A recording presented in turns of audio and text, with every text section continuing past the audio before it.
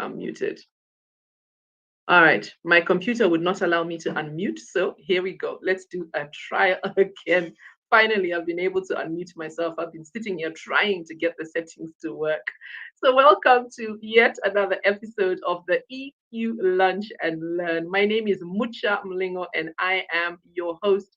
And I'm delighted to facilitate yet another conversation about emotional intelligence. As I always say, emotional intelligence is not just another skill that you need to add to the plate. Emotional intelligence is the plate upon which all other skills lie. And today we're going to unpack that a little further as we talk about emotional intelligence and giving one last push.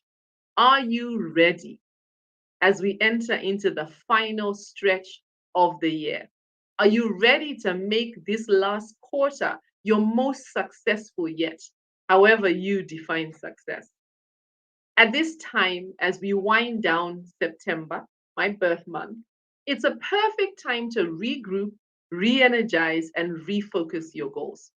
In this episode of the EQ Lunch and Learn, one last push, we're looking at igniting motivation for a thriving fourth quarter so that you can finish the year strong. Success often requires a final surge of effort, and those who can summon this energy and determination when it matters most are more likely to achieve their goals and realize their dreams, pushing through the challenges so that they can cross the finish line. And so today we're going to be talking about how to rekindle your passion and purpose for the goals that you set at the start of the year and the projects that you have been working on, how you can ignite that intrinsic motivation that helps you to keep motivated as you push forward, even if things haven't quite worked out the way you had planned. And we're going to talk about boosting resilience to overcome the challenges that you may face so that you can navigate any setbacks that would hold you back from having a great fourth quarter. As always, I am not alone in this conversation. I have a phenomenal team, panelists who are with me today who are going to help me to unpack this conversation. So I'm looking forward to hearing from them today. So allow me to bring on stage my panelists today. I have with me Lillian Miezwa, who describes herself as a young, hardworking, enthusiastic woman who aims to make a positive difference where she works. She is passionate about what she does and she always strives to go the extra mile to get the job done. And I can definitely testify of that. She believes in the efficiency of teamwork and understands the different roles that need to be fulfilled within a team for it to work well together. She is determined to be able to lead and to be part of a successful team and create solid and practical business solutions together. Really delighted to have Lillian on board. And one of the things I mentioned, I think, a couple of sessions ago is that I have such a phenomenal family. And it's great to be able to tap into their great minds. Last month, I had a family member on who dropped some amazing insights. And Lillian is just another one who's going to do exactly that today. Lillian, just say hi to us. Thank you so much for joining today. Hi, everyone. I'm excited to be here and to have these chats. So, looking forward to it.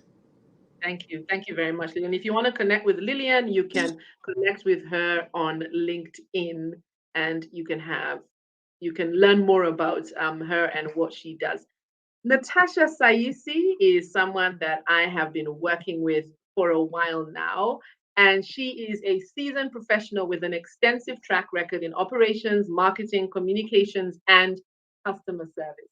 Her exceptional communication and interpersonal skills enable her to interact effortlessly with people from diverse backgrounds and at all levels of within any organization. She is a young person enthusiast and believes in tapping into the creativity of young people. Natasha, it is great to have you here. Thank you very much for joining us today. Thank you, Mucha. This time I'm on the other side of the banner. Yes, you are. Welcome to the front side of the stage. Natasha is usually in the back end, making sure that this event runs seamlessly. And so we felt it was good to get her insights from this side too. Thank you.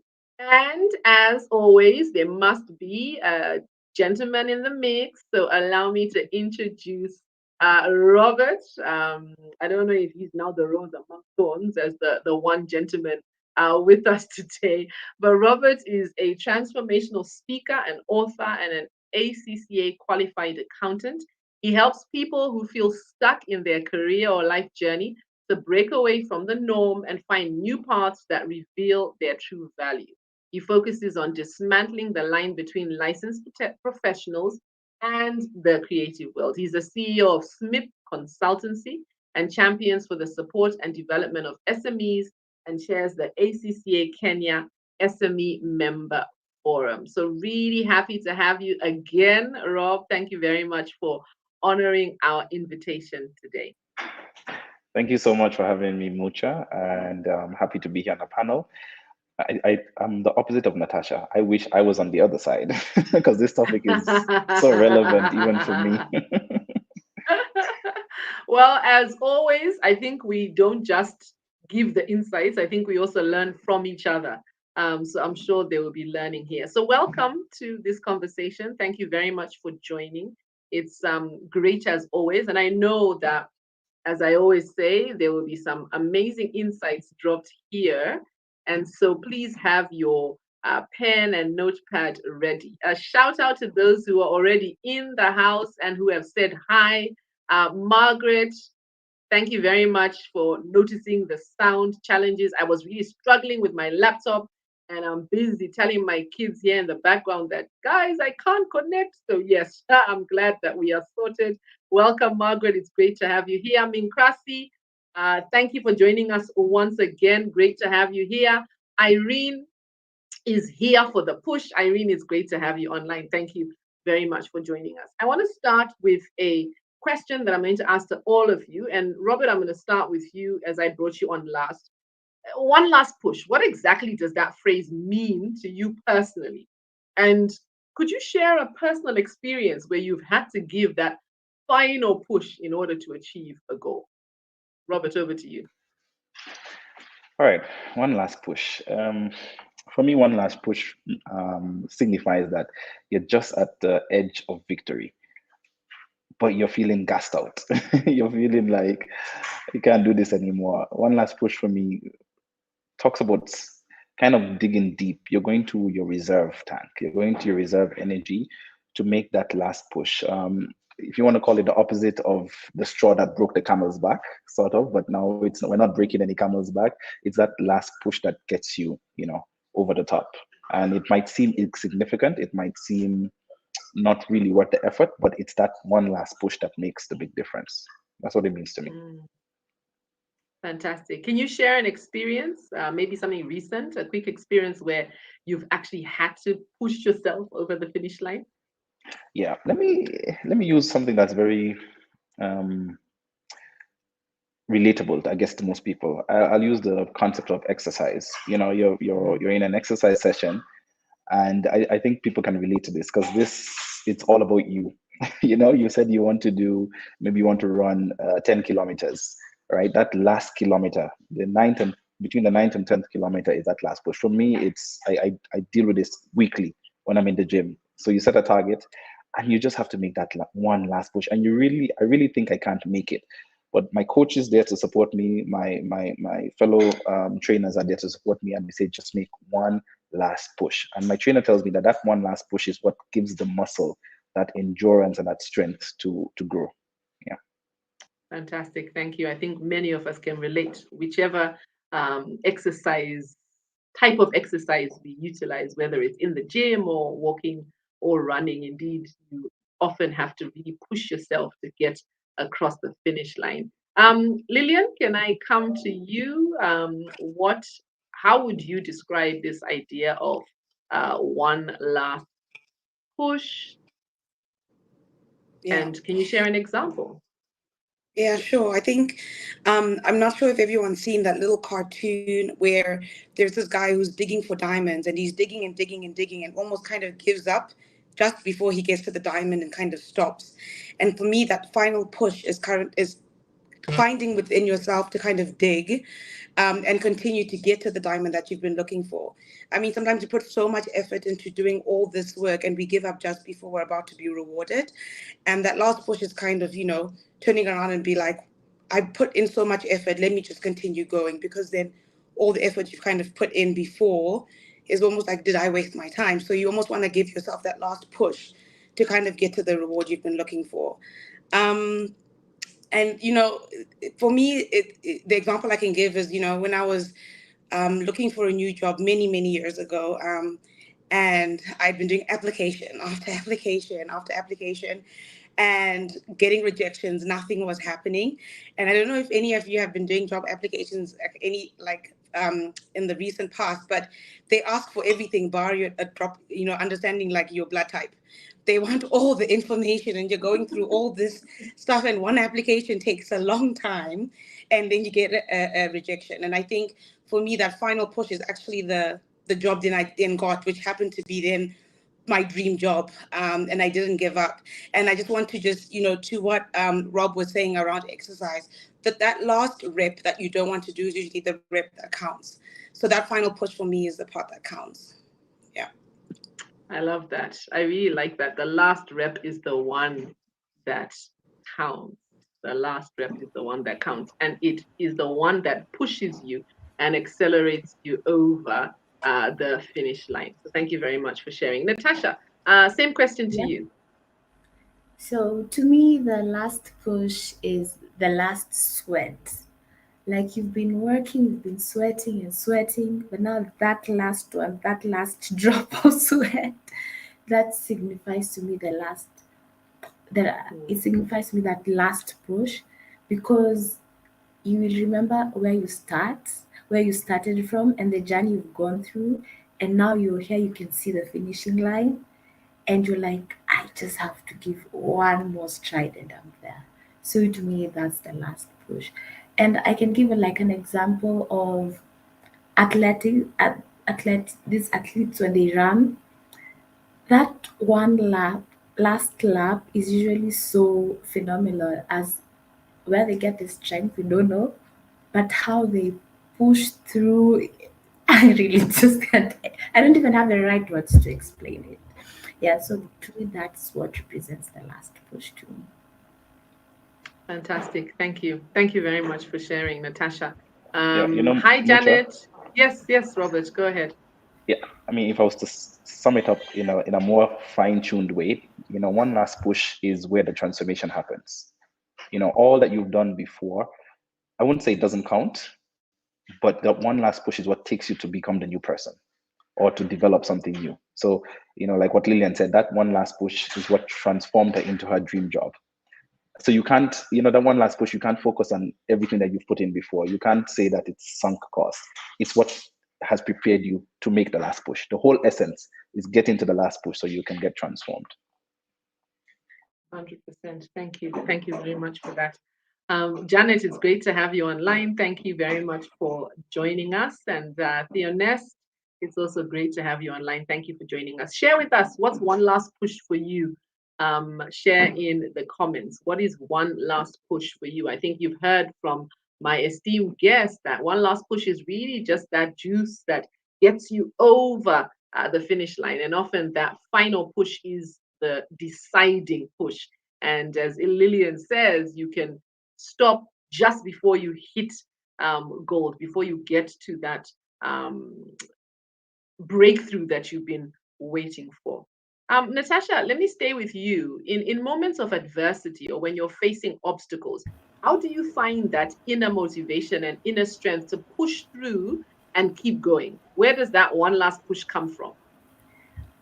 So for me, it will all go down to positive self-talk.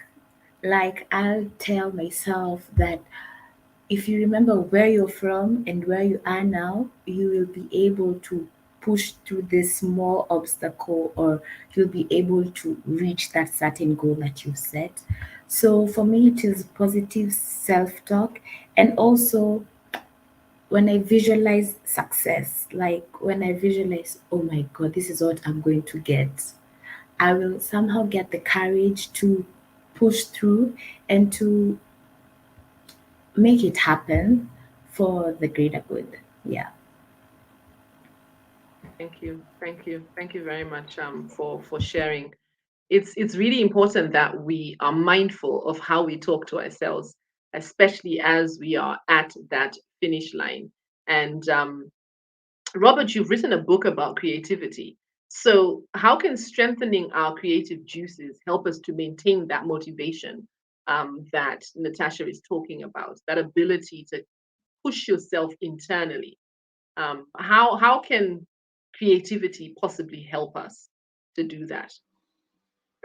Okay, that's a great question, Mucha.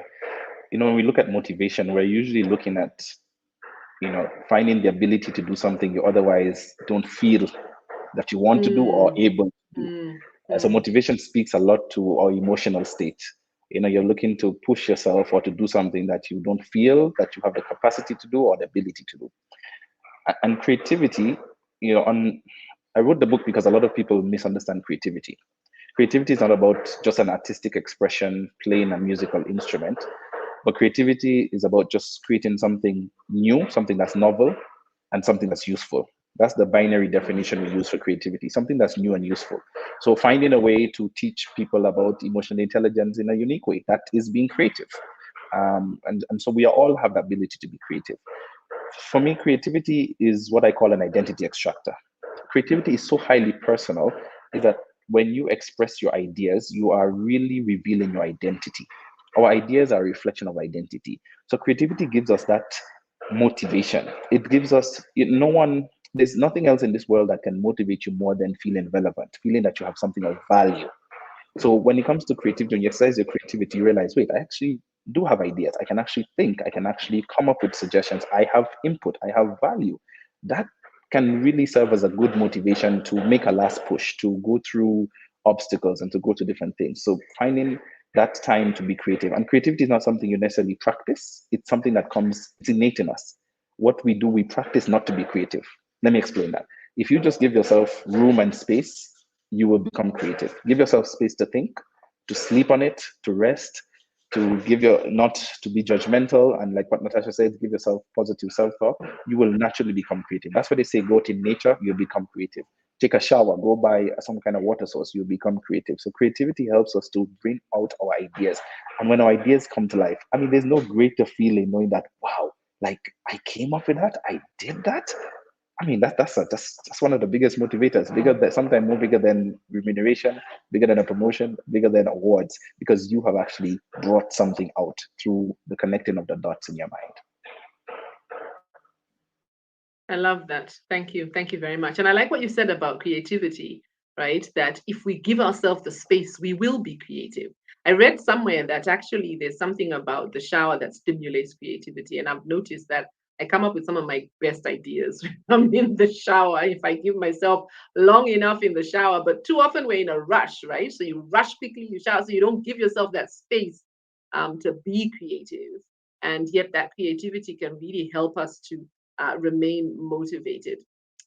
Lillian, I want to come to you and talk to you about finding the balance. So we can push ourselves, right, and convince ourselves that we need that one last push to get across the finish line. But how can I differentiate between pushing through a challenge and recognizing when it's time to actually pivot or change direction in pursuit of my goals? How do I know when this is no longer an issue of just, toughening it out and pushing myself one more time, but actually perhaps an opportunity for me to stop and reflect and change tack? Yeah, that's an interesting one, because I don't think there's a definitive answer that can give you the formula to know you go this way or this way, right? But there's certain things that you can look at that can help you get to the conclusion of what you need to do. So I look at it almost in a twofold manner. Firstly, being the goal that you're looking to achieve needs to be fit for purpose. I think a lot of the times you have goals that maybe are not the most realistic or achievable, and in by no means does realistic or achievable mean small.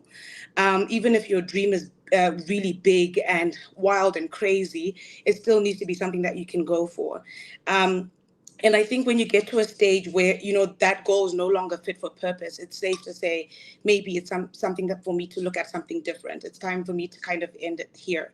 I think another really great way is to have really strong sounding board that surround you, your people, your pride, of people that are like-minded, people that understand what you're trying to achieve, people that support you in what you're trying to do, that act as a sounding board, people that you can kind of speak to, that you trust their opinion.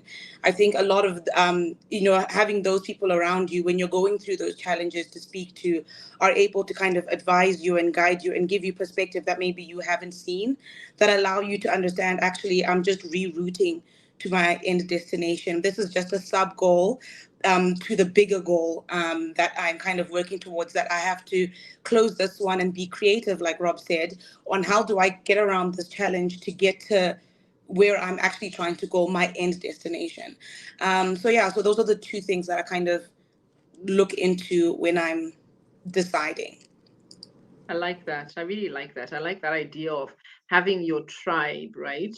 Who you bounce ideas off for. Like you said, who can give you a perspective that maybe you haven't considered at all and help you to determine whether this is something that you need to pivot through. And I like the idea that, you know, it's a sub goal, right? And so as I look at my goal, I really ask myself, is it fit for purpose? Robert, I saw you nodding. I wasn't sure if you wanted to add to what Lillian was saying around, the idea of how do we know when it's time to pivot? Because I think sometimes we can get stuck and we can keep banging our head on against the wall and end up even more frustrated and more demotivated than because we are not making that change.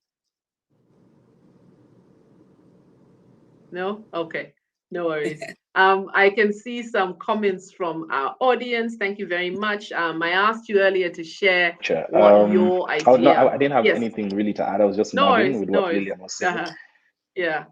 Yeah, I was just nodding. It's a difficult question because there's no scientific way to find out whether it's the time to quit or to change tactic, and that's why you just need support from other people to get a different perspective. Yeah. I like that. And really just to take the time. And I think, to me then, based on what you've said, Lillian, this then means that we must be regularly reviewing our progress towards our goals, right? So we set goals, and then we must then set a way of reviewing how we are going towards the goal, so that you can determine if this goal is still fit for purpose, as you mentioned. So thank you for that. I can see some comments from our audience. So Joy is chiming in on what is one last push. So Joy says one last push is to make a single focused effort that will decisively direct or even finish the activity at hand. The decisiveness to keep on till you have achieved your goal. So thank you very much, Joy, for sharing, and it's great to have you here. Nyash is agreeing with Lillian and saying that indeed it is important to have that good circle around you. And I think one of the things Lillian said is a good circle of like-minded individuals who have clarity on what it is that you are trying to achieve. So thank you very much for that. Robert, when we're working on long-term goals, it's common to experience burnout.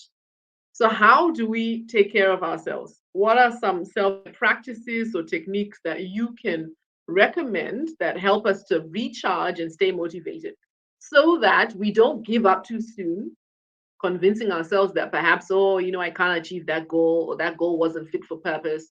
How do we keep ourselves energized so that we can keep motivated towards achieving the goal? Wow, 3 techniques. Interesting. I'll try to get to 3. But I like that there's power in language. And I tell people that all the time. There's power in the words that you use. And I'm happy that you use the word technique as opposed to a tip. Because when you're talking about a long-term goal, tips can't work because tips are short-term fixes. They're like emergency care on the side of the road, right? Long-term goals require surgery. They require, bigger kind of interventions, right? And no long-term goal is ever achieved without first breaking it down into smaller goals. I think that's the first key before I give my tip, right? No long-term goal can be achieved unless you break it down into smaller goals. Why?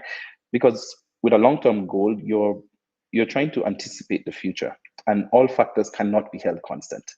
You get a long-term goal, you might set out that you want to achieve a goal in 2-3 years. The world and environment in which you operate in could drastically change. Hey, you might have had a goal 5 years ago, and now comes in AI and generative AI and chat GPT that has just changed the landscape of how things go. So you have to, as we said earlier with what Lillian was saying, is review the goals. But the 3 tips I would say when it comes to burnout, and going back to what I said with your word with technique, you see, burnout is not something that happens overnight. Burnout is something that happens as a result of habit. We get to a point of burnout because of the habits that we have, because of the practices that we have. And it doesn't necessarily mean we have bad habits or bad techniques. It just means we don't have regenerative habits built into our long-term goals. You have to build it in at the start, because the person you are when you start the long-term goal is not going to be the person you are at the end of the long-term goal. There's a law of diminishing returns. You're depleting energy, you're depleting resources, and you will get, at a point of fatigue. So burnout happens because we have consistently denied ourselves that recharge. So 3 tips I would say is 1, because I wrote about this in my second book, on how millennials can avoid burnout, is raise your hand. And that's the title of my book, Raise Your Hand. We often deny the power of raising our hands and asking for help.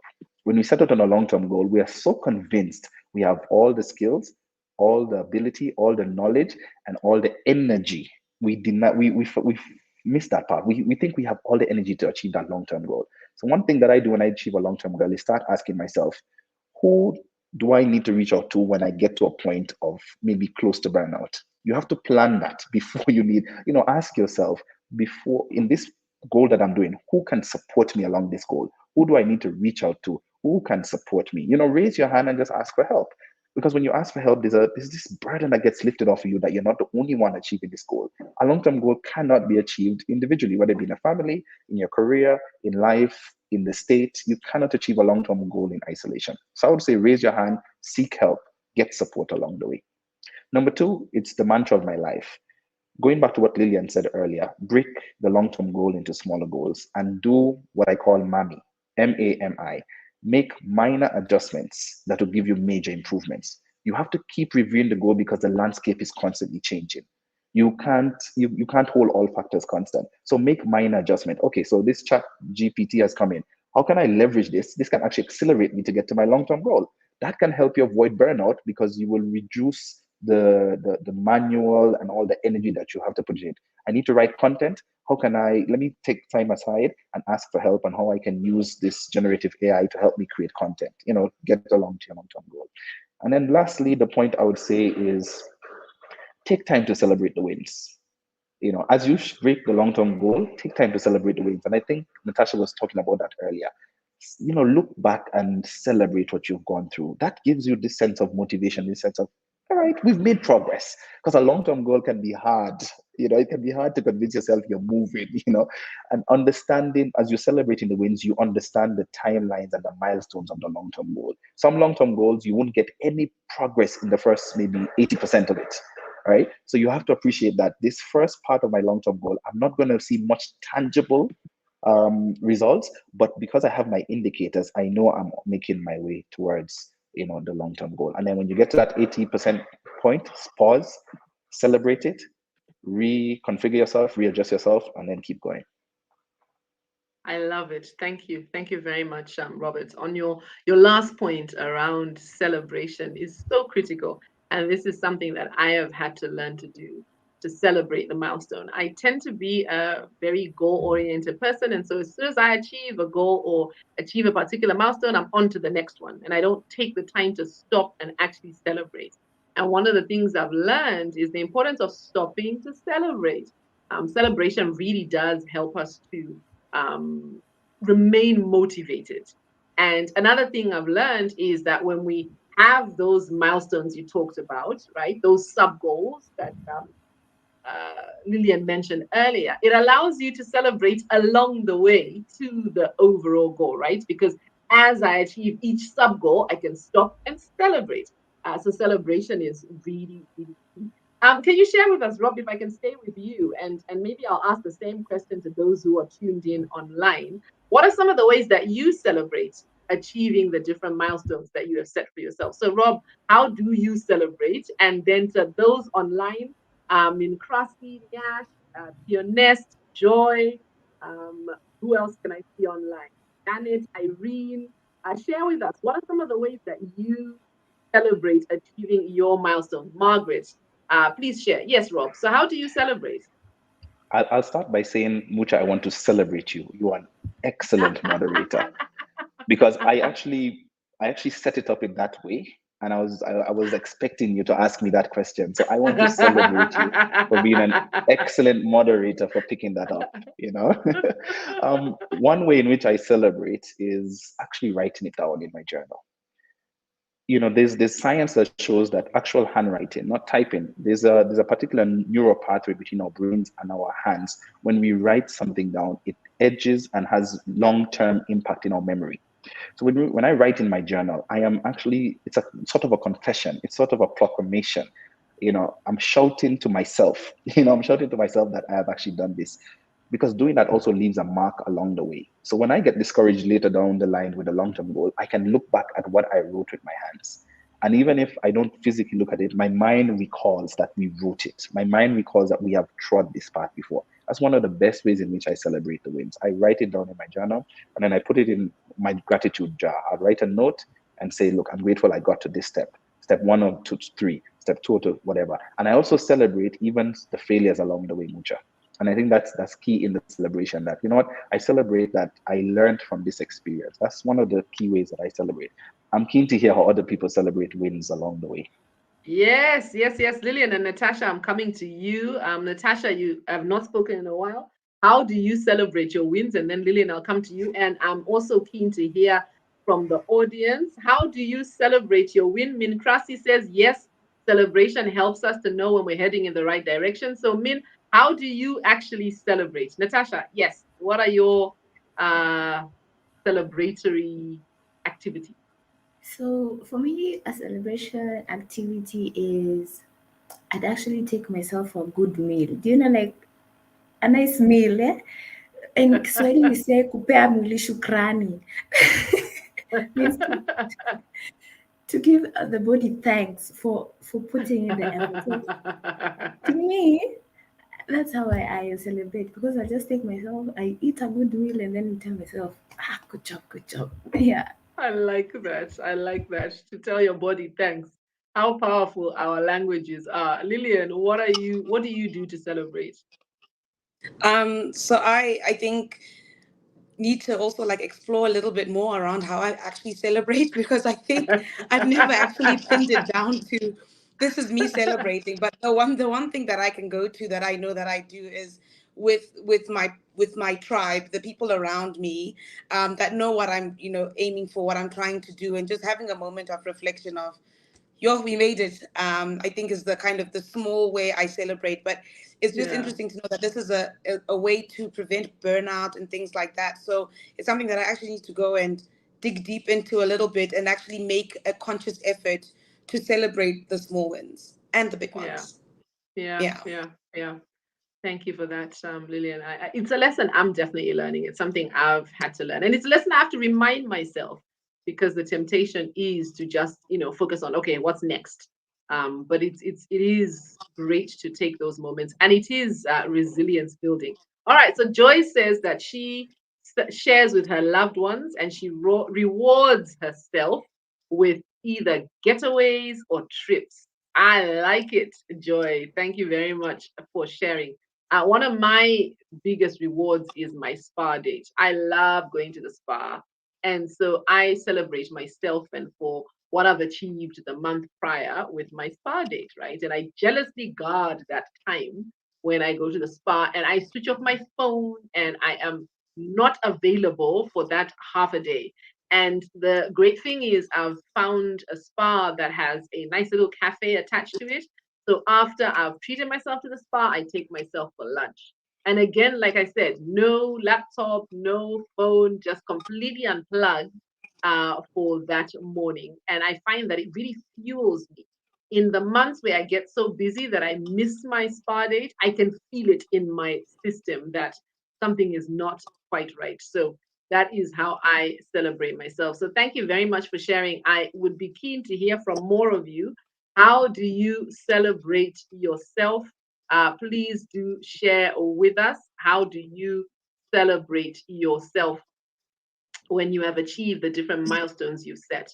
Lillian, let me stay with you. The journey to success, and Rob talked a little bit about this when he mentioned the fact that he celebrates the failures too, or at least looks at what he can learn from the failures. So the journey to success involves setback and failure. What are some strategies for staying resilient and maintaining motivation when things are just going wrong, when things are tough? How do you stay resilient? How can someone stay resilient so that they keep moving forward? Great question. I think, one of the things that helps me is to understand my why. I think a lot of the times, we kind of go into things just thinking about what do I need to do? How do I need to do it? But not understanding the core reason of why I'm doing it. And your why is almost like your purpose, the reason that what fuels you. So when you're having a bad day and things are not going the way you thought you planned, just remembering why I'm doing this can really put you back on track. So I think it's important for us to kind of reflect and dig deep to understand, why do we do what we do? What is my purpose for doing what I'm doing? And that almost becomes the fuel for you in terms of how you then move going forward, what motivates you, and how to get through those tough days. I agree with you 100% on the why. Mm. Actually, that's one of the things that we talk about in our training on emotional intelligence, how crucial your why is and how your why fuels absolutely everything. The clearer your why is, the more likely you are going to be to navigate the times when things are hard. And you sometimes maybe just have to take a seat and take a breath before you pick yourself up again, having that why. And this is why we have those conversations around the importance of visualization and journaling, because the more you can engage with your why. Speaking of journaling, Robert, I think that one, the comment you made earlier about the link between the brain and when you write, is something I need to record as a soundbite and play for my children, because I tell them all the time that if you write it down, it will stick in your brain more, and they tell me that I'm just making things up. So at least I'll tell them that, no, Robert said it too. So hopefully that can help. I see we have I more actually, comments. Yes, Lillian, go ahead. No, I actually wanted to add on that. I think Yes. Robert spoke around how you celebrate failures as well. And I think sometimes those setbacks that you go through in terms of motivation, I think if in the back of your mind, you always understand that those are an opportunity to learn and recalibrate. You don't always see them as I failed. You see them Yeah. as, okay, cool, this is not great. I'm not enjoying this in this moment. It's terrible. But what have I learned from it? And what is it that's going to do to kind of propel me forward, and what have I learned that's going to help me tomorrow to not make the same mistake. So I think it's also important within understanding your why, just understanding that failure does not mean you failed. I like that. I think that's Yeah. really powerful. That there's always something I can learn in those moments where I have failed, in those setbacks. I can take time to reflect, and I think that goes back to what you talked about earlier, and how I said that it's important for us to reflect regularly, because it's not enough to just pick yourself up from the mistake or from the failure or from the setback, but you need to ask yourself, what can I learn from it? Otherwise we end up making the same mistake over and over again and not learning from that mistake. So thank you very much for that. So we have a few more people who've shared their celebrations. Minkrasi says, I celebrate by buying something nice for myself. Thank you very much for sharing. And Theonest says, to celebrate small victories, I begin by heading to a coffee shop. There, I enjoy a cup of coffee and take a moment to reflect on my journey and accomplishments. Afterwards, I make sure to spend quality time with my loved ones, sharing the joy of my achievements with them. Thank you so much for sharing that, Theonest. I can see that we all leverage or appreciate being able to share our appreciation with those we work with, which is really powerful. I think many of us realize the power of being able to share with our loved ones, and they help us to keep motivated. Mucha? Yes, go ahead. Yeah. I wanted to give a word of advice also for those of us who are leaders, who are managers, who are team leaders. It's important to ask yourself this question in your team. It's good to ask what motivates a team, how can I motivate them, but also ask how do we celebrate, because people celebrate in different fashions.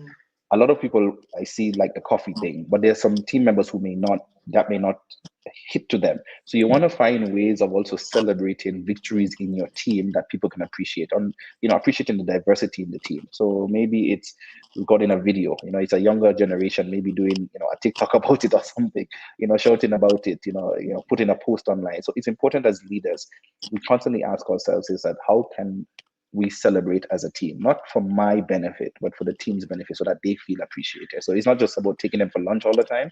Find other ways of doing it. Some people want to celebrate by going for an activity, team building, if you want to call it. For some people, that's celebration. Yeah, I like it. Thank you. Thank you very much. That's really important to note. To all the leaders who are in the house, as Robert says, how are you celebrating your team? Because it's important that the team celebrates. And actually, teams that celebrate are more motivated when you're able to stop and appreciate the milestones and stop and appreciate what you've been able to achieve as a team.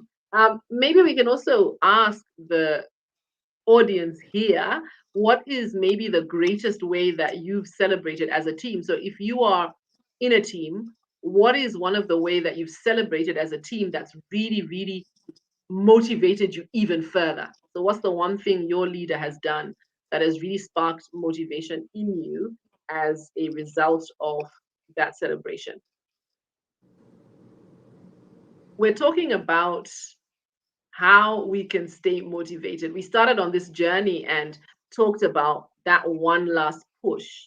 Before I go to some more questions with my panel, I just want to highlight the fact that we do take questions from the audience. So if you do have a question that you would like to ask, please do share it in the comments. I know we have those who are watching this from LinkedIn, there are those who are watching this from Facebook, and there are those watching from YouTube. So wherever it is you're watching from, feel free to share a question in the comments.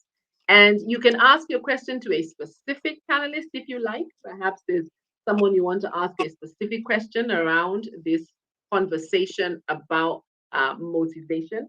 Or you can ask your question, an open question, and we will have the panel answer it.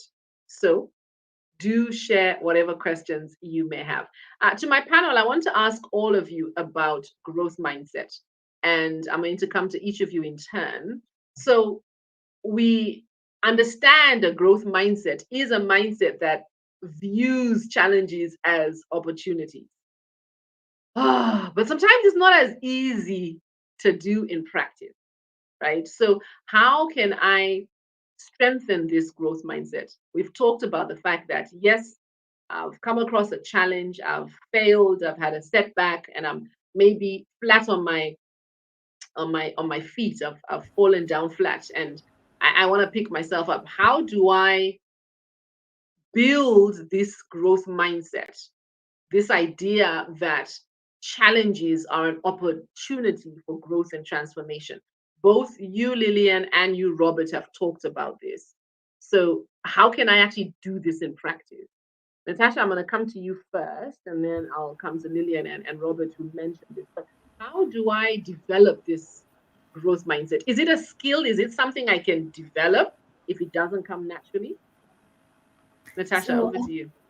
Yeah, so for me, To have a growth mindset, the first thing that would come to mind is being able to be open minded, and you can be able to change your perspective on an issue, so that whenever you're setting your goals on something, maybe you've said that I'll use route A, and it's only route A that I will use, and maybe route A as a boulder on the on the far end.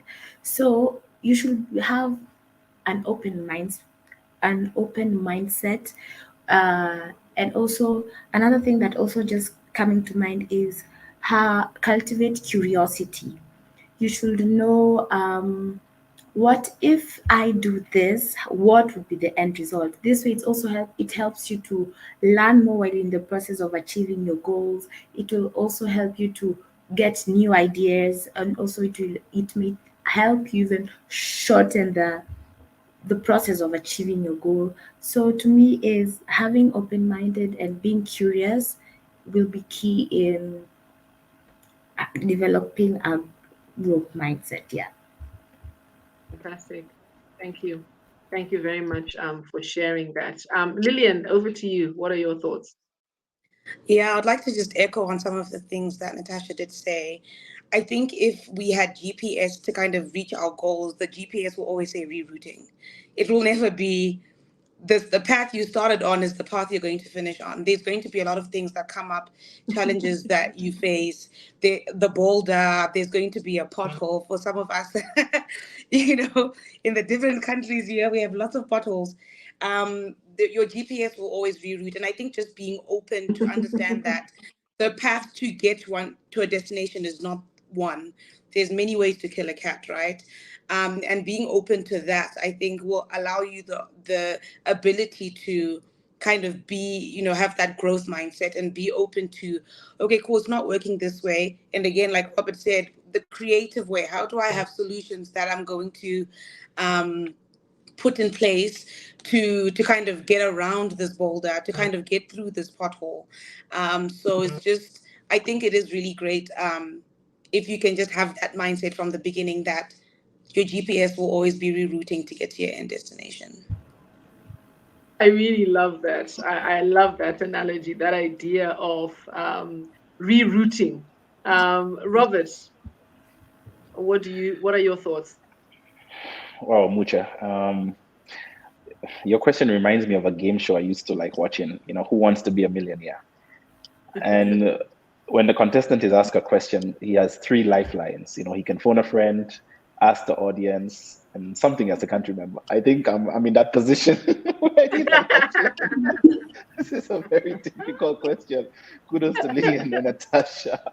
Because we all go to that point where you get frustrated, you get those challenges. And the first thing I would say, it goes back to what Lillian said. As a life coach, I'm always going down to the why, right? I'm always going down to the why. You ask yourself, why are you on this journey? Before I sit with a coaching client and we start to unravel the steps to take, is to remind ourselves, why are we here? What is the objective? What is the purpose? What do we want to achieve? And I love the analogy Lillian gave about the GPS. The goal, the destination is forefront. So just reminding us of why we're doing this, right? That helps to think. I think too, I would say, is acknowledging that you do have a roadblock. There's always this toxic positivity, if you want to call it that every time you meet a challenge, think positive and grow. It's okay to take a moment and acknowledge that this is a roadblock. I'm actually going through a very major one in my business right now. It's a huge roadblock. And I take time to just say, wow, this is a big problem. But then in doing that, I acknowledge that this is something that's beyond my control, and I separate what I can do and what I can't do. If I'm driving on the road and a big tree falls, am I going to focus on trying to move the tree, or am I going to look for an alternative route, right? So I acknowledge like, wow, this tree has actually fallen. Just take a moment. You don't take all the time, but just take some time and look at it. Why do I say that? It's because it's important to acknowledge the pain. It's important to work through the pain, because you heal as you process pain. Because if we don't do that and you just keep moving forward and say, I'm going to overcome this, etc., that pain is going to come and hit you later on because you've not dealt with it. And I had this discussion early in the week with a cousin of mine, and she made a post that said, never let pain lead. And I was like, please expound on that, because I think there's some instances where it's okay to let pain lead you. For example, the pain Lillian was talking about, I think if you were to ask her right now, the pain of not getting a job and being unemployed, I mean, that's a great motivator to keep applying, right? But she's like, no, when you let the pain lead you, then you've lost focus on your purpose, right? The purpose is not to get employed. The purpose is to utilize your skills to get in an environment where you can grow, where you can be remunerated, where you can thrive, right? So focus on the purpose. And then she made a statement that I would repeat here because it's not my own word. She says, until we see the purpose in pain, then our pain will remain painful.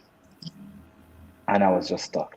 I'll repeat it. Until we see the purpose in pain, then our pain will remain painful. And that got me thinking. A growth mindset is basically being able to take pain, being able to undergo pain, but not let it be painful.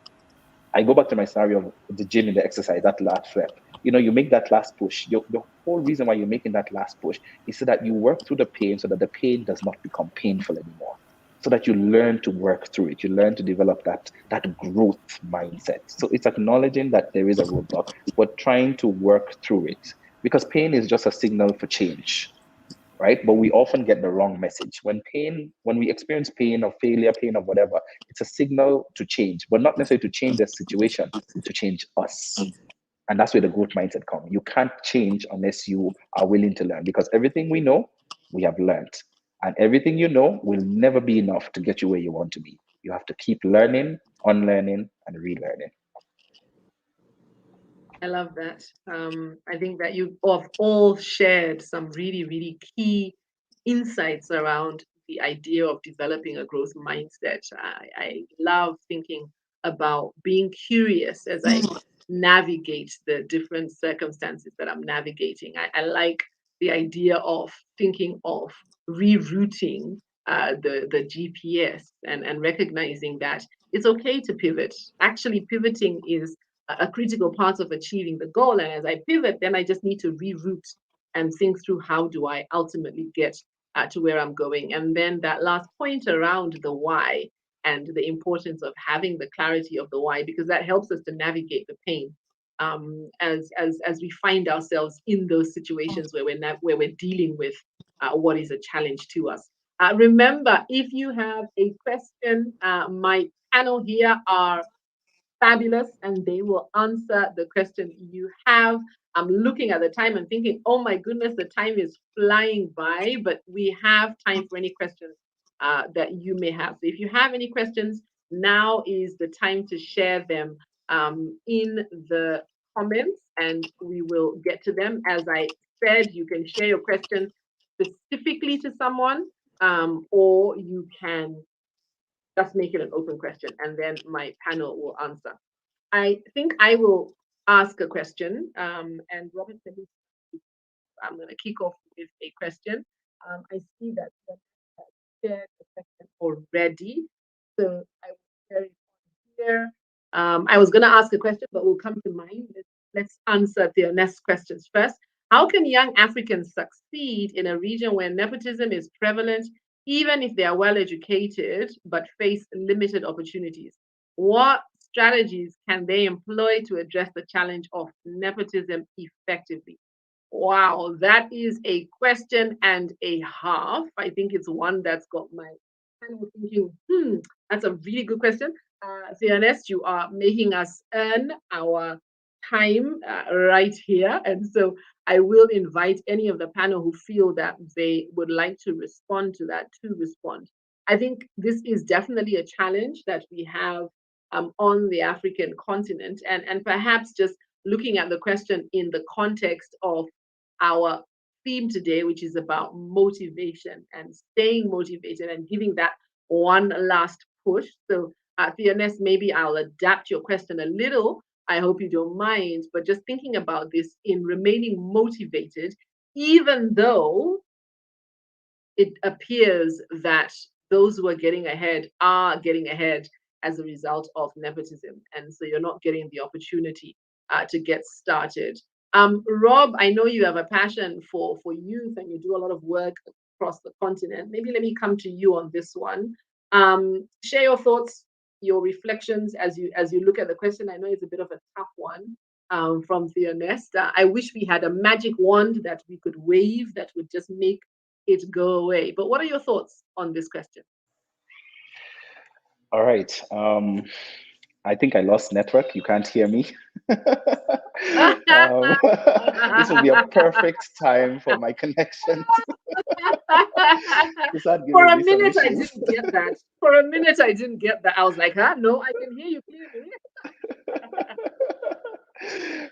It is a question and a half. And yeah, I mean, I work around the space with young people, and one of my passions is raising the generation of African, youth to stand up and take their place. When we deal with things like nepotism is because of the power of a threat. Nepotism exists because we are threatened, or people are threatened, that if I don't have people who are loyal to me, then my future, or the future of what we're working on, is at risk. I'm scared of the threat that someone who doesn't understand me might judge me, and that's why nepotism continues to thrive, because we feel that the only people who can stay loyal to us are those who we appoint, or those who are close to us, etc. And so the whole thing of objectivity goes out of the window. If you're a young African and you find yourself in such a situation, is one realizing that you need to be aware of your objection, be aware of your objection even to the nepotism, because you might just be fueling that idea of that, yeah, this person is a threat. You have to be a bit subtle about it. And being subtle about it is just knowing your space, knowing that you may not be fully appreciated and valued. Don't fight to be appreciated and valued in that necessary space. Put in your effort, or put in your work, and find other ways to celebrate the work that you've done. Because I'll give you an example. I'm maybe the finance director, and I have a junior under me, but the junior under me is a nephew of the CEO. So I can do the work, but it gets trashed out. And then my junior is the one who gets the praise. It's about getting to a point of being comfortable that you may not necessarily get all the appreciation you can or you desire at that point in time. But how do you overcome that? It's just going back to the people factor. Keep serving, keep helping even the junior to grow. Don't feel threatened that this person is going to take my job, etc. Because when you do that, you're increasing your value, and then you are diminishing or disarming that threat power. When you're facing a period of nepotism, and I think Nelson Mandela is one person who has exemplified that very well. He disarmed that power of the threat. He said he came out to show that I am not going to be a threat. I am going to work with you. I think those are the quick thoughts that have come to my mind.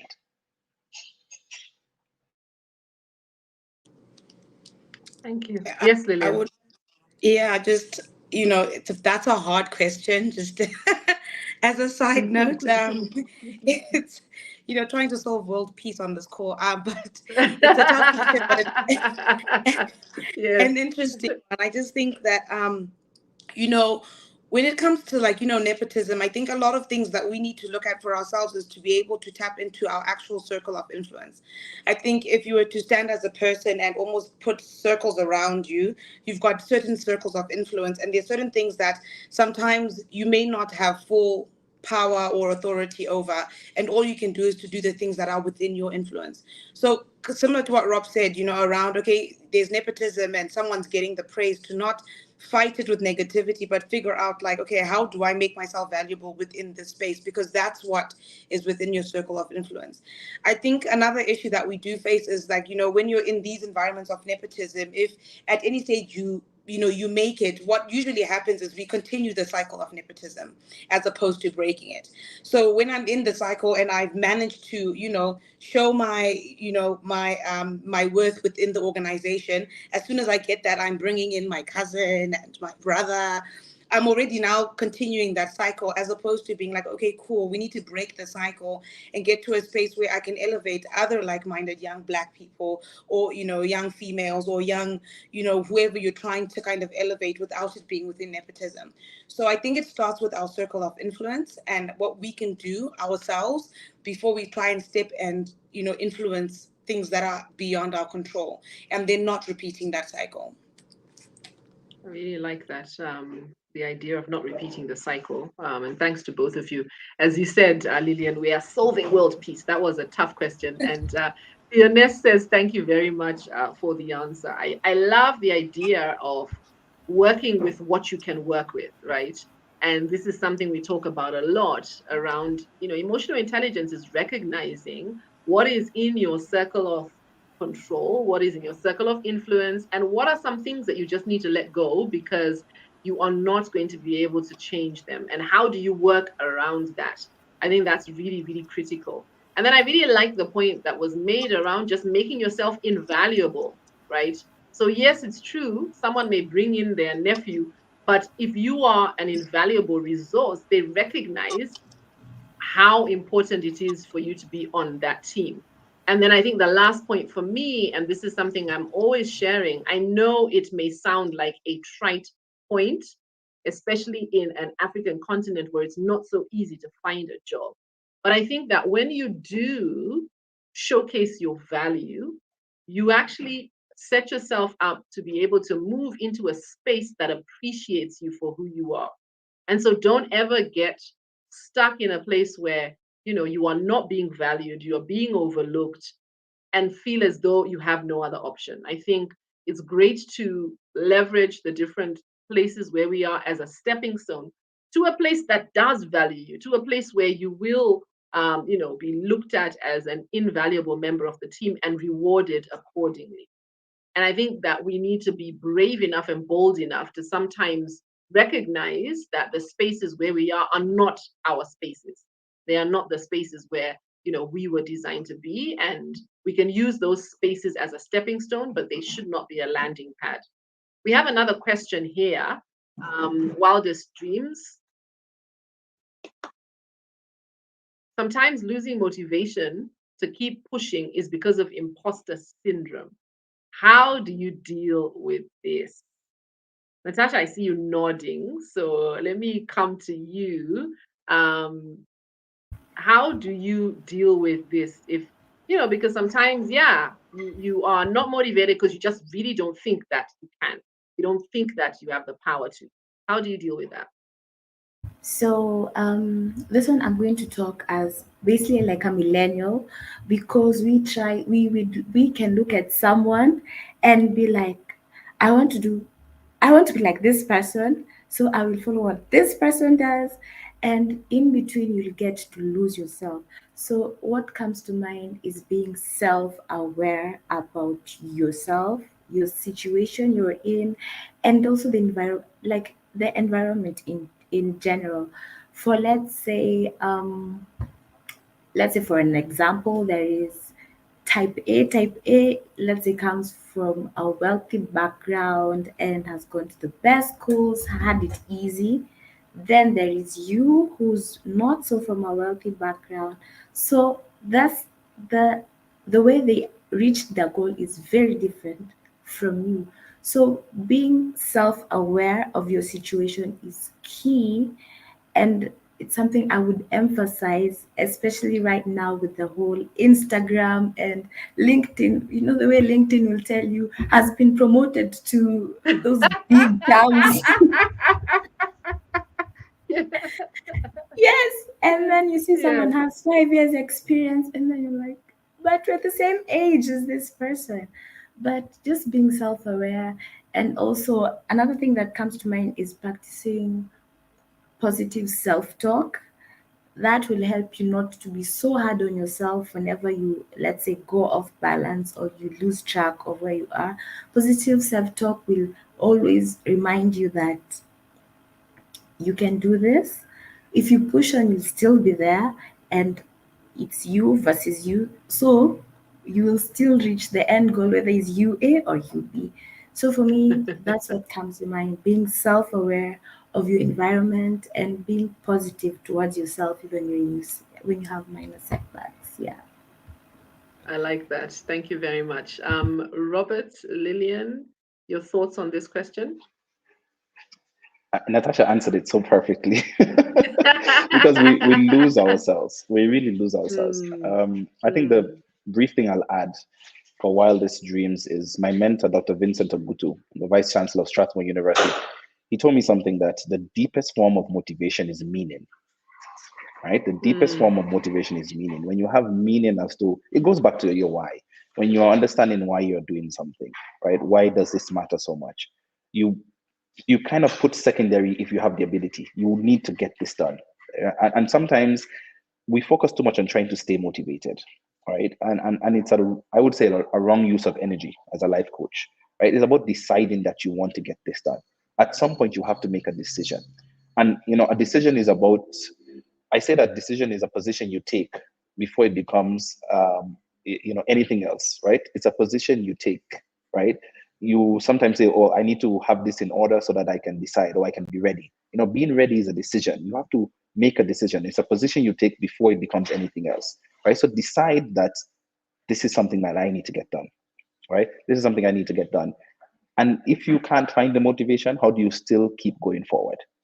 Because you can't wait sometimes to find the motivation. You might miss a great opportunity when it comes to imposter syndrome. So try to avoid, when you're dealing with imposter syndrome, trying to deal with it head on. Focus your attention on your goal so that you can keep going. And you do that by reminding yourself as to the meaning, as to why you're doing this. Why does this matter? I'm applying for a job because I know at the end of the month, I need money, right? So sometimes you don't need the motivation, you need the meaning, the relevance as to why you're doing what you're doing. Yeah, fantastic. Thanks, Rob. Yes, Lillian? I think, imposter syndrome is a tough thing that, a lot of us go through. Sometimes you work so hard to get to a place, and then you get there and then you're like, whoa, can I actually do this? And I think it's always important to remember that you worked hard, you got there, so you can. And it's not saying that it's an easy process to just switch on to be like, actually, I'm fine. I'm here, I can do it. It's very difficult sometimes to get your mind around that.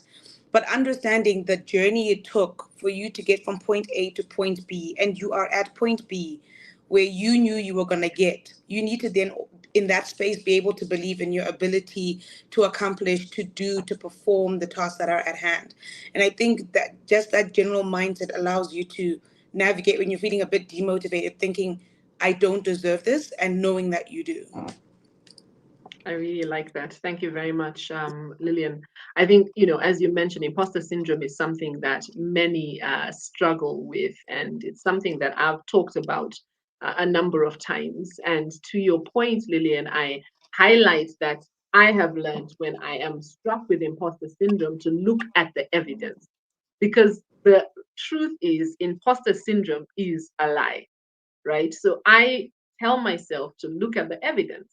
And so if I find myself feeling struck that I am no way able to speak to this type of individual, I ask myself for the evidence.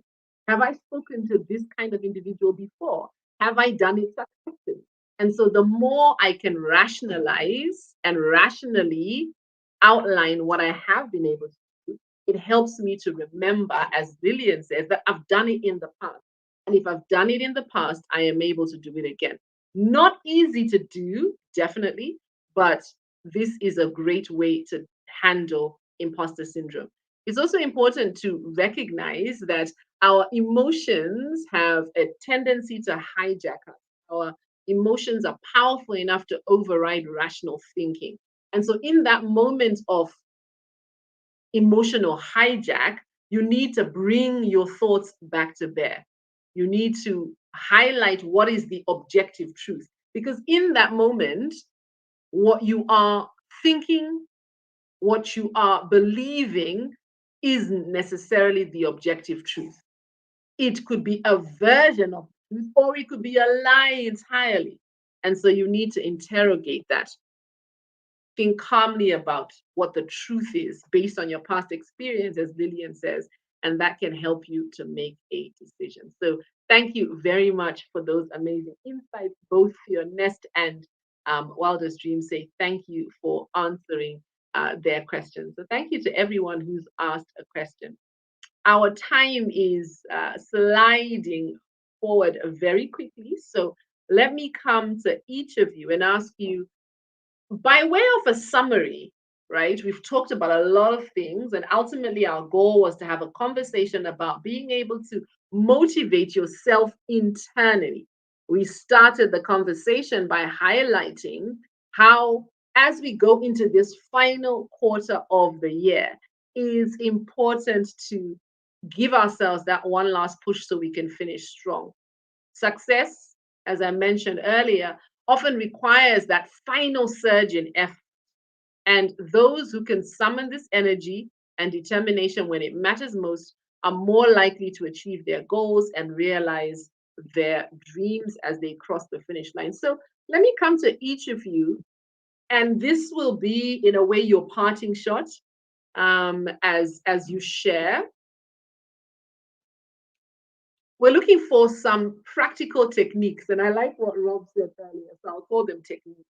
What are some practical techniques for maintaining a balance between your life and your work, pursuing your dreams while motivated throughout the journey?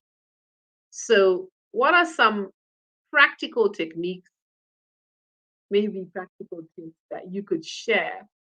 And as you share them, you can also include your parting shot as we, no, let me scratch that. Let me come back for a parting shot as we've done the round of tips and techniques. So let's start with the tips and techniques, and then I'll come round for your parting shot, because it's always good to finish on each person's parting shot. Robert, shall we say gentlemen first? What are the practical techniques you can share? And these could be something we've already spoken about, so it could help us to summarize the conversation. Robert? All right. Now this question I like. This one I'll take a stab at it. I would say the practical tip number one is stop trying to balance your life with work. Instead, balance your work with life. Let me say that again. Can we get a rewind? Can we get a rewind? Stop trying to balance your life with work. Instead, balance your work with life. In other words, gone are the days people used to say, how do you get work-life balance? And I don't like that, because it means that you have work as the primary base and you're trying to balance life into it. And that affects our motivation. And that's where imposter syndrome comes in. Because let's face it, sometimes the work here is not narrowed down to just your job. And I think that's what I would say. So you need to have a meaning of life.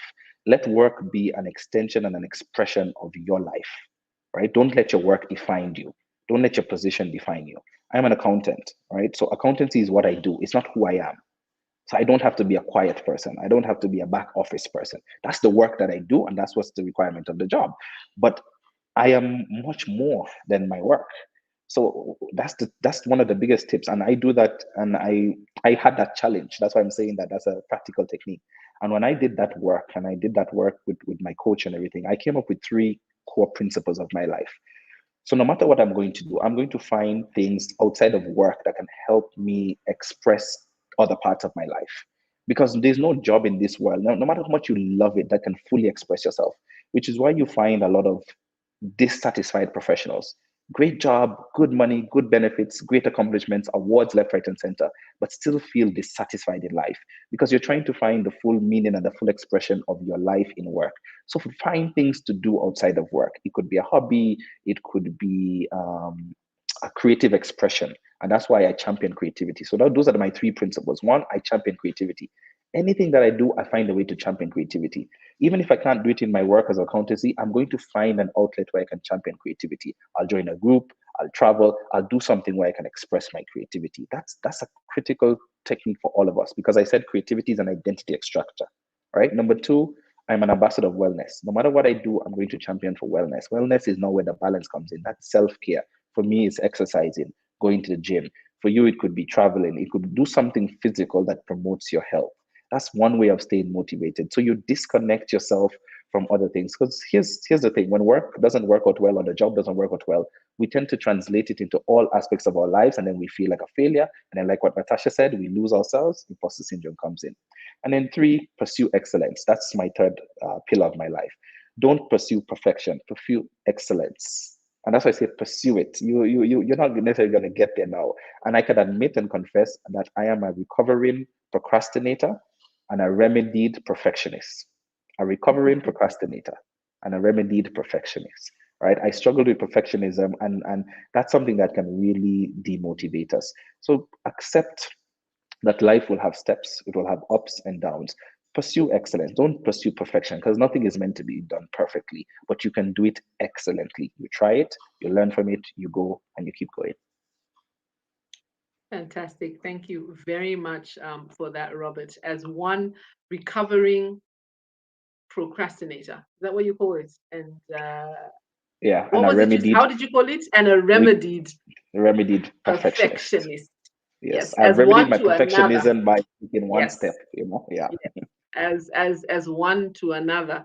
I hear you. I think that that desire to have things perfect really holds us back from achieving our goals. I think that we can pursue excellence, pushing ourselves to do better and be better without holding ourselves back as we await for perfection.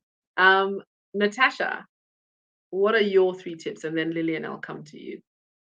So for me, the first tip would be setting boundaries. Like in terms of, let's say, I know I have work, there is my personal life, and there is what else? What else will I put it? I guess I don't know. Okay, let's work with the two. So there's if you set boundaries, even you know that when it's work, I want to work. I wouldn't want to create a time where I would now mix my personal life into work because it will affect work as well. Or when you're with family time, that's your personal time, then you put work in there, it will create a disconnect. Also, it will your mind will be working in the time zone of each two. So to me, it's key is creating boundaries as it's also healthy for yourself. It will help you be self-aware of your environment and the input that you need to give at that certain point. Then the other thing would be going for therapy and counseling sessions in that going for therapy is does it or counseling doesn't mean that you what will I say that you need help, but it's also a form of you removing because talking to someone eases the burden. Or let's say you've hit rock bottom when you're achieving your goal, just the thought of talking it out with someone, it will help you release that load and also clear your mind when dealing with the situation that you're in. So for me, the key takeaway is setting boundaries and just going for therapy sessions to help you clear your mind so that it will also help you envision your end goal. Yeah. Fantastic. Thank you very much, Natasha. Before I come to you, Lillian, I have a friend of mine who says that we need to normalize therapy, that we make therapy seem like this really, really negative thing that, oh my gosh, it's only if it's at the last, therapy is like my last resort, if it's even on the table, because for some it's not. And, my friend talks about the idea that we need to normalize therapy, that recognizing that I am not in a healthy space and I need help is critical. The same way that if you are not in the best space physically, you will go and see a doctor. So thank you very much for sharing that. Lillian, what are your 3 practical tips? I think for me, I'm just gonna. I mean, we've referenced it quite a lot of times throughout the session. Is the understanding your why. I think at the Mm, basis of anything that you're doing, if you understand why you're doing it, what your purpose is, it helps you in terms of how you're going to then balance things out. Because I do believe that there's within the span of life, there's a time and a place for everything. Sometimes work does take a bit of priority because of your why. Your why could be something as simple as I like nice things. So I like nice things and I need to be able to afford nice things and go to nice places. So I'm going to need to work and be in a very strong financial position to do that. And yeah, if that's yeah, really my why, there's a time of a place for me to be able to put the work in that allows me to then live and enjoy my life the way yeah, I envision why I yeah. want to, what my purpose is in life, right? So I Hmm. think the first thing is for us to be able to really understand what the why is of what it is that I'm doing, and then be able to prioritize understanding that and knowing that there's a time and a place where something takes priority over the other. But the why is the basis of everything. So that's kind of Hmm. my Hmm. technique. Yeah. Yeah, I like that. I like that. There's a video that I usually play when we are doing training on emotional intelligence that speaks to this idea of the importance of the why, and it's a comedian called Michael Jr., if I'm not mistaken, who just talks about the fact that The why is the driver, right, in the engine. The why is what will keep you going. And when we enable ourselves to make decisions aligned with our why, we make better decisions. And so, I 100% agree with you, Lillian, that when we have clarity on that why, it helps us to be able to maintain whatever balance is necessary and to know how we need to be showing up in the different spaces that we show up. Wow, so that was our final question. And so I want to take a moment to come around and ask you to share your final reflection, your parting shot before I let you go. Thank you so much for sharing these amazing insights. As I always say, you bring the lunch and we will bring the learning. I am sure that you will agree with me that once again, we have done exactly that, courtesy of my amazing panel. The learning has been hot. I hope you have enjoyed whatever lunch you were having. Those of us who have been here talking will be going for lunch hereafter. But thank you very much for joining us. It's really great to have you online. So let me invite my panelists to give their what is your final reflection. Lillian, I'll start with you as you were the last one to just speak. What is your parting shot? So my parting shot is just to kind of encourage everyone to kind of go through a process of self-reflection and self-understanding to really get to the root of the why. There is a book that's called Start With Your Why by Simon Sinek that I'd like to encourage those that are able to find it. It really helps you kind of understand and go through the journey of understanding your why, or even trying to figure out what your why is. And I think it's just important for that self-reflection to be able to help you navigate the challenges that life has to offer. So that's my parting shot. And thank you, everyone. Thank you It's been a very much. lovely session. Thank you. Thank you very much. Indeed, Simon Sinek, there's the book. And if you actually want to learn more about the idea of starting with why, you can also find I think it's a TED talk that he did that really is powerful, that talks about starting from the inside out as opposed to starting from the outside in, which is what we often do. So thank you very much for that, Lillian. Natasha, your parting shot? So, yes. So, my parting shot for today will be the biggest challenge whenever you're setting a goal or you want to start something is making that first step. So I want to tell someone out there that you already did the biggest thing. You made that step into working on your goals. Now you're at the end of it and you can do it, because we usually say umemaliza ng'ombe mzima mkia haitakushinda, meaning you've eaten a whole cow. The tail won't stop you from finishing. Yes. So what I just tell people is just the last push requires being determined, being resilient, and that willpower that's in you will help you surge on and be the best of yourself. Yeah. Fantastic. Thank you very much. The tail will not finish you. I like that. Just eat that tail is the last bit on the journey. Robert, your final thought.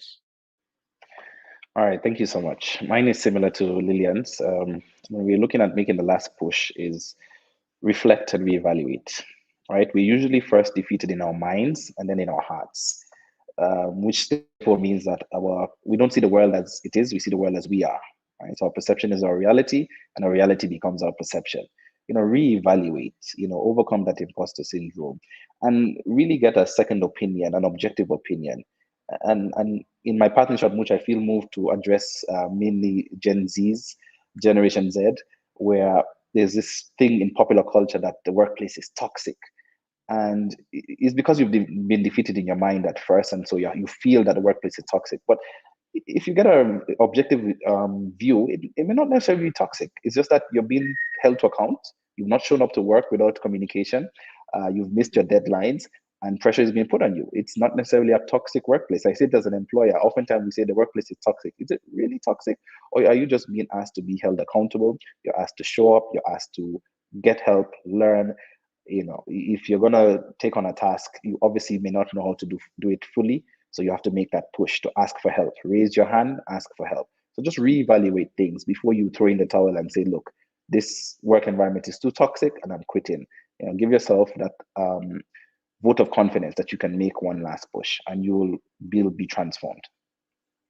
Fantastic. Thank you. Thank you so much, Robert. Thank you, Natasha. Thank you, Lillian. It has been such a delight to have this conversation with you. As always, you have shared some really, really powerful insights. My 3 key takeaways from our conversation today. Number 1, start with your why. The why is a critical component that will really influence your ability to push yourself. Number 2, recognize that some setbacks we may face are just an opportunity to reroute.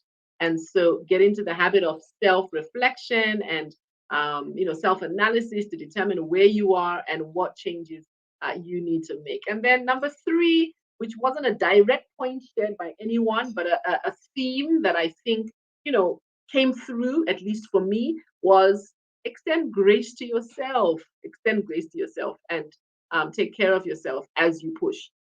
The reality is that you have it within you to get across the finish line. So just give yourself that grace. Thank you very much. I'm going to release my panel at this time as we close. It has really been a delight to have you with me. So thank you very much for sharing your key insights. For those who are still with us online, please share what your 3 or your takeaway, not 3. What is your key takeaway is what I wanted to say. In the last minute, share your key takeaway with you. We would be interested to know what was your key takeaway from our conversation together. As always, thank you so much for joining us for this lunch and learn. As I reflect on the conversation we've had and perhaps share my final parting shot, and think about this idea that we are going into this final quarter. Picture this, my friends. You are halfway or 3/4 of the way up a steep mountain trail. The sun is setting, casting long shadows on the rugged terrain. The last bit of the journey is ahead, and it's steeper, more challenging than anything you've ever faced before. In this moment, it's easy to feel tired and discouraged. But what if I told you that the summit holds breathtaking views and your dreams are within reach? Your dreams are within reach. And so I want to encourage you to dig deep within and push yourself to achieve that goal. Make sure that you take time to reflect and think through what lies ahead in this final quarter. Reevaluate and reassess to determine that indeed that is the goal that you wish to achieve. Lillian talked about the idea of making sure your goal is fit for purpose. And if that goal is fit for purpose, then shoot for it. You are more than able. Thank you so much for joining me today. It has been fabulous having you online. Goodbye, everyone. Great to have you with you. Don't forget to diarize the last Wednesday of next month. We'll be back again, 12:30 to 2 p.m. East Africa time. In the meantime, connect with us online so that we can continue to share with you how you can build this critical skill